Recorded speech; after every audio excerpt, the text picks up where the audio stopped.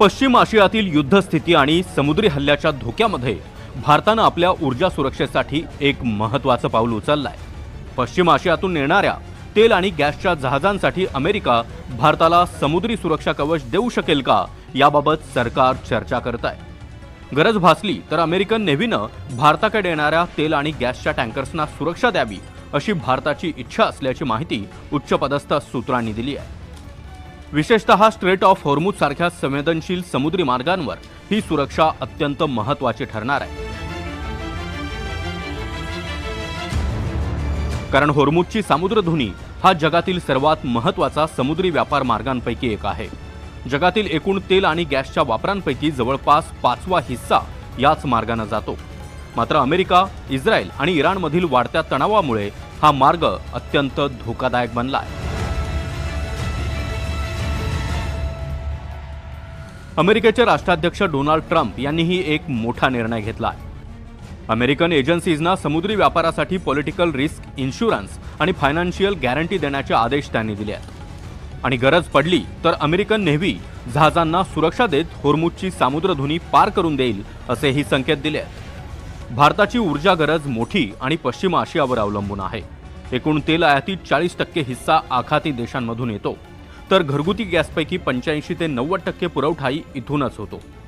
युद्धाच्या शक्यतेमुळे ऊर्जा संकट निर्माण होऊ नये म्हणून भारतानं अनेक देशांशी तेल आणि गॅस खरेदीसाठी चर्चा सुरू केली आहे। भारत सरकार Sonatrach, Abu Dhabi national oil company, Total Energy, Vitol, Trafigura यांसारख्या कंपन्यांशी संपर्कात आहे। दुसरीकडे नवी दिल्लीतील रायसेना संवाद परिषदेत अमेरिकेच्या मंत्र्यांनी भारताच्या ऊर्जा सुरक्षेसाठी अमेरिका पूर्ण सहकार्य करण्यास तयार असल्याचं सांगितलंय। दरम्यान अमेरिका, इस्रायल आणि इराणमधील युद्धाचा परिणाम भारताच्या ऊर्जा क्षेत्रावरही दिसू लागला आहे। काही कंपन्यांनी इंधन निर्यात तात्पुरती थांबवली आहे, तर काही रिफायनरी युनिट्स बंद करण्यात आल्या आहेत। भारताचा मोठा गॅस पुरवठादार असलेल्या कतारमधूनही पुरवठा बाधित झाला आहे।